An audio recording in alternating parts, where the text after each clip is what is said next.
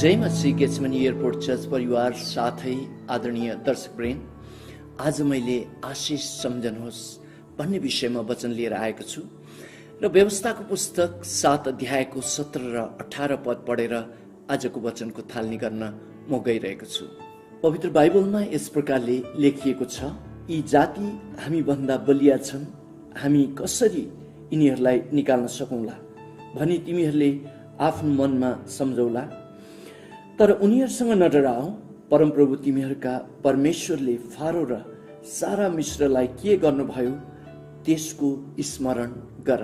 प्रिय दाजुभाइ दिदीबहिनीहरू, घटनाक्रम यस प्रकारको छ। यहाँ इजरायलीहरूलाई परमप्रभु परमेश्वरले यो प्रतिज्ञाको भूमिमा पस्दाखेरि नडराउनु र विगतमा परमप्रभु परमेश्वरले कुन प्रकारको कुराहरू उनीहरूलाई गर्नुभयो, यानि उनीहरू मिश्रको दासत्वबाट छुटकारा पाउँदाखेरि परमप्रभु परमेश्वरले कस प्रकारको आश्चर्य कर्म उनीहरूको जीवनमा गर्नुभयो, सो कुरालाई सम्झिनु भनिकन यहाँ मूसाले इजरायलीहरूलाई यो आज्ञा दिइराख्नु भएको छ। यानि यहाँ मूसाले इजरायलीहरूलाई त्यो विगतमा परमप्रभु परमेश्वरले उहाँहरूको जीवनमा गर्नुभएको आश्चर्य कर्मलाई सम्झनु भनेर चाहिँ यहाँ भनिराख्नु भएको छ। र प्रिय दाजुभाइ दिदीबहिनीहरू, सम्झनाको लागि इजरायलीहरू जो परमेश्वरको समुदाय भनेर चिनिन्छ, उहाँहरू चाहिँ मिश्र देशको दासत्वमा फस्न भएको थियो र उहाँहरूले परमप्रभु परमेश्वरमा प्रार्थना चढाउनु भयो र प्रार्थनाको उत्तर स्वरूप मूसालाई इजरायलीहरूको बीचमा जन्म दिनुभयो र मूसा मार्फत इजरायलीहरूलाई त्यहाँबाट छुटकारा दिनको लागि परमप्रभु परमेश्वरले त्यहाँ मिश्रमा 10 वटा आश्चर्य कर्महरू गर्नुभयो र यो 10 वटा आश्चर्य कर्महरू चाहिँ विभिन्न प्रकारको चमत्कारका कुराहरू थिए र ती सबै कुराहरूबाट चाहिँ बल्ल तल्ल मिश्रको राजा फारोले इजरायलीहरूलाई मिश्रबाट जान दिनु भएको थियो। त्यसपछि फेरि लाल समुद्र तर्ने क्रममा परमप्रभु परमेश्वरले इजरायलीहरूको लागि लाल समुद्र 2 फ्याक पारिदिनु भयो र बीचबाट सुक्खा जमिनबाट उहाँले एक किनारबाट अर्को किनारमा हिँडाएर लिएर जानुभयो। तर त्यही बाटोबाट भएर फेरि इजरायलीहरूलाई समात्नको लागि यहाँ फारो राजाका बडे सेनाहरू रथहरू आउँदाखेरि चाहिँ त्यही पानी फेरि बगेर उनीहरूलाई चाहिँ सखा पारिदिएको थियो र यस प्रकारको अचम्मको कामहरू परमप्रभु परमेश्वरले इजरायलीहरूको जीवनमा गर्न भएर मिश्र देशबाट यानि मिश्र देशको दासत्वबाट परमप्रभु परमेश्वरले छुटकारा दिन भएको थियो। अब इजरायलीहरू 40 वर्ष मरुभूमिको बाटो भएर तालिमहरू पाएर अब प्रतिज्ञाको भूमिमा पस्न लागेका थिए।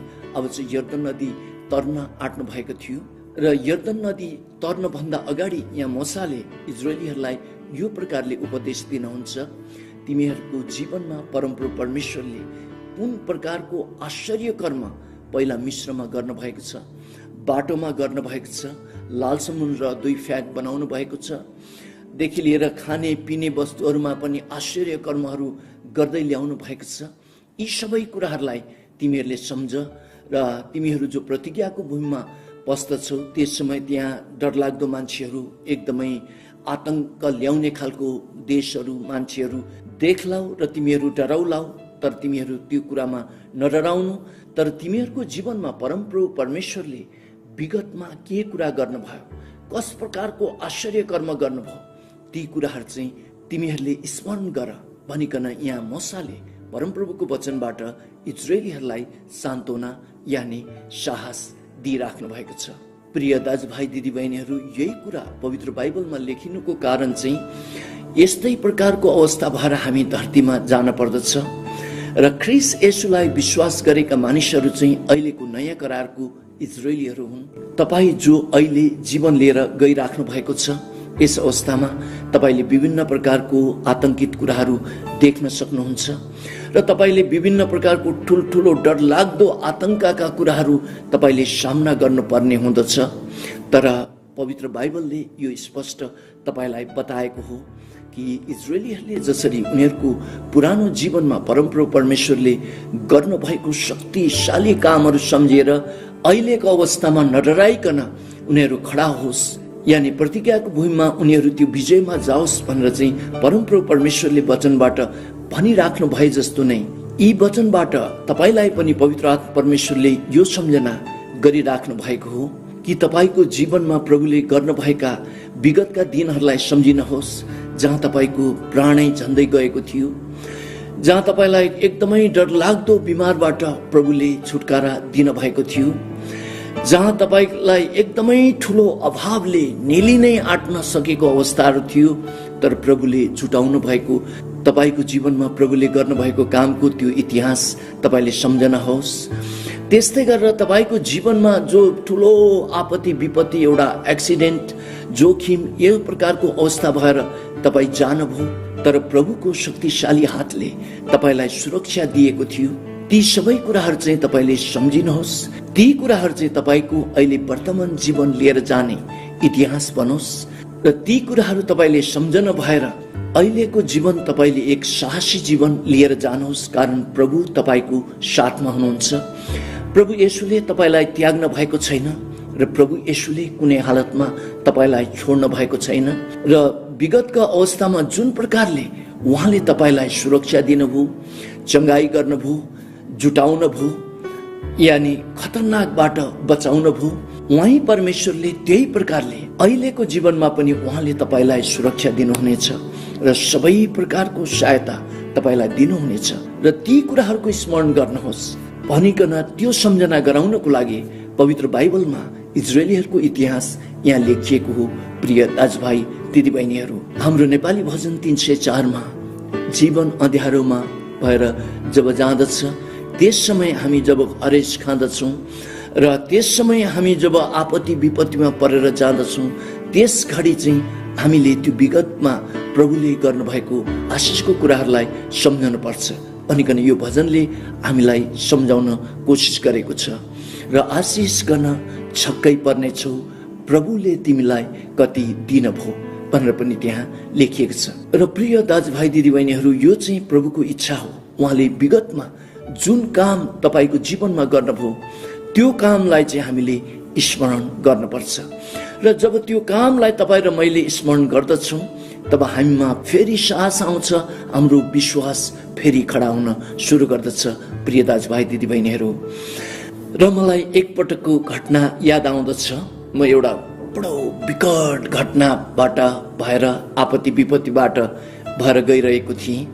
मसँगै अमेरिकामा बाइबल कलेज पढ्नुहुने एकजना साथी नेपाल टुर गरिराख्नु भएको अवस्था थियो र त्यो घटना सम्बन्धी प्रार्थनामा हामीले सेयर गर्ने, एक दोस्रोलाई सेयर गर्ने कोसिस गऱ्यौँ र मैले उहाँ साथीलाई मेरो प्रार्थनाको अनुरोध उहाँलाई बताएँ। उहाँले पनि आफ्नो अनुरोध बताउनु भयो। तर जब मेरो त्यो अवस्था भएर गइरहेको घटना उहाँले सुन्नुभयो, उहाँले मेरो आँखातिर हेरेर उहाँले भन्नुभयो, पास्टर टेक, तपाईको जीवनमा विगतमा प्रभुले गर्नुभएको कामहरू मैले धेरै सुनेको छु।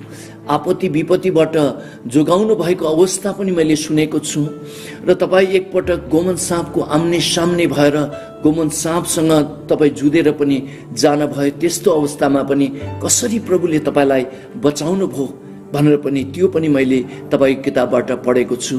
त्यसले गर्दाखेरि जो परमेश्वरले त्यो गोमनको मुखबाट बचाउनु भयो, उहाँ परमेश्वरले तपाईँलाई अहिलेको सङ्कष्टबाट बचाउनु हुनेछ। त्यो कुरालाई तपाईँले स्मरण गर्नुहोस् भनेर चाहिँ उहाँले मलाई ती कुराहरू सम्झाउनु भयो।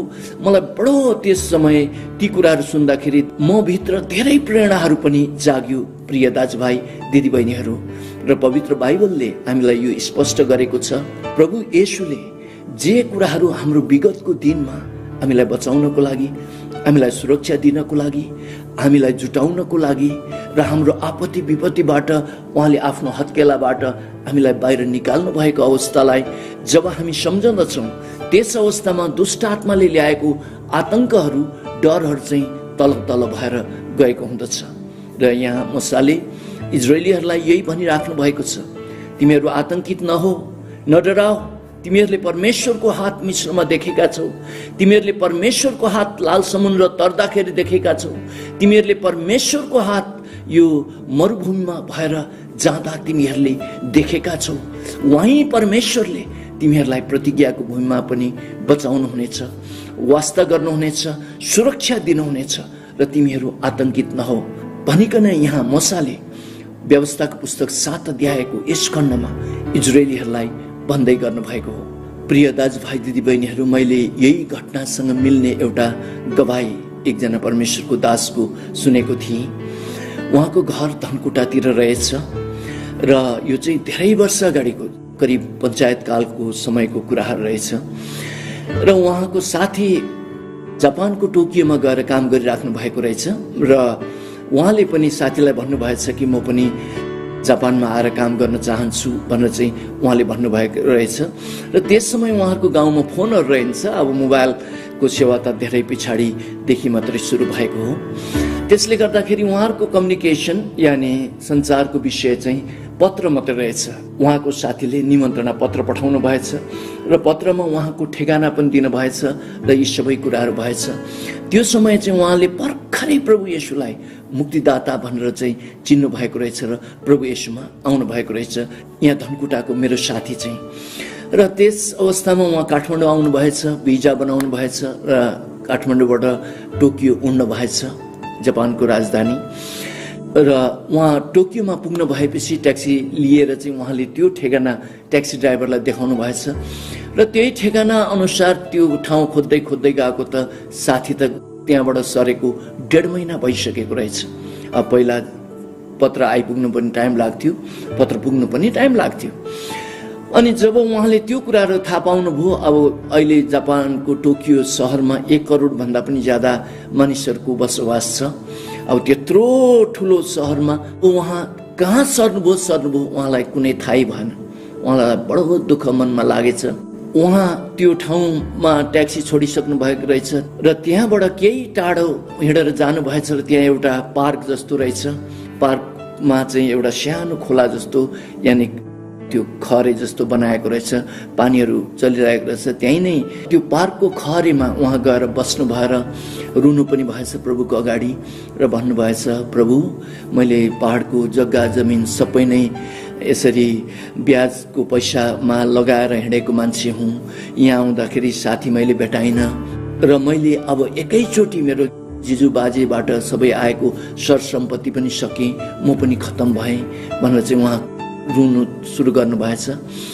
र त्यही समयमा अलि परबाट चाहिँ एउटा इन्डियन मान्छे, धोती लगाएको मान्छे त्यो बाटो उँधो झर्दै गरेको उहाँले देख्नु भएछ। अब यहाँ मेरो न त भाषा बुझ्छन्, यो भारतीय मान्छेले चाहिँ मेरो भाषा बुझ्नु होला भनेर चाहिँ कुद्दै कुद्दै जानु भएर हिन्दीमा, म नेपालबाट आएको मान्छे हुँ, मेरो साथीको नाम यो हो, म बडो अप्ठ्यारोमा परेँ, अहिले म साथीको डेरामा गएको त उहाँ त सरिसक्नु भएको रहेछ, कसैलाई पनि कहाँ सर्नुभयो त्यो थाहा रहेनछ, म त बडो विदेशको भूमिमा टोकियो सहरमा अबर परेँ भनेर चाहिँ उहाँले यो दुःख बिसाउनु भएछ।